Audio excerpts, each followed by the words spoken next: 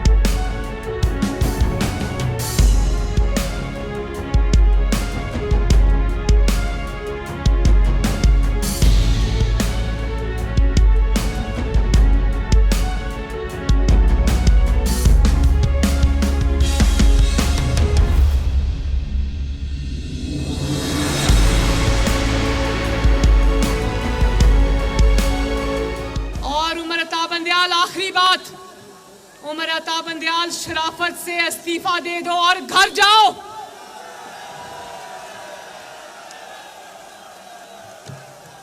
वरना तुम्हें ये कौम बहुत बुरी तरह कटहरे में खड़ा करने वाली है।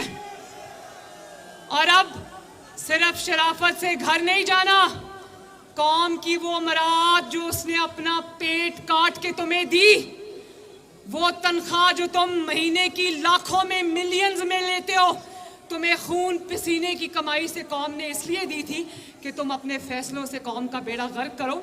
वापस करो वो मराद, वापस करो वो तनख्वाहें और अपने आप को कानून के हवाले करो, इस्तीफा दो और घर जाओ। आप और इंसाफ का खून देखो कैसे किया। एक ही दिन में उमर अता बंदयाल साहब इतने मुतहर्रिक हो गए, एक ही दिन में पिटिशन भी दायर हो गई, एक ही दिन में पिटिशन फिक्स भी हो गई, एक ही दिन में पिटिशन लग भी गई, एक ही दिन में नोटिसेस भी हो गए, एक ही दिन में आर्ग्यूमेंट्स भी मुकम्मल हो गए, एक ही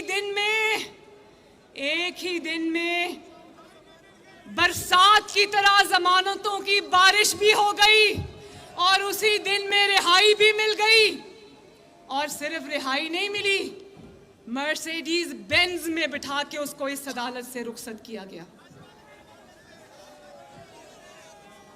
60 अरब के मुजरिम को, जिसने कौम का 60 अरब रुपया लूट कर अपने दोस्त के प्रॉपर्टी टाइकून के जेब में डाला, उसके बदले इसकी बीवी ने और इसने 450 कनाल जमीन हथियाई रिश्वत के तौर पे।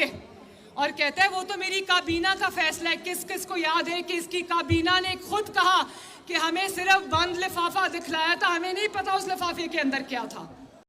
देखें जुल्म, किसी को ताहयात जमानत, किसी को ताहयात नाअहली। तो जब मैं कहती थी कि तराजू का पलड़ा झुका हुआ है, तो अब समझ आई कि तराजू का पलड़ा कैसे झुका हुआ है। जो पलड़ा झुका हुआ है ना तराजू का, उसमें उमर अता बंदयाल, उसमें इमरान खान, उसमें मुजाहिर नकवी, उसके अंदर इजाजुल एहसन और लाहौर हाई कोर्ट का चीफ जस्टिस बैठा हुआ है। और वो कहते हैं कि उसमें सासू माँ भी बैठी हुई है।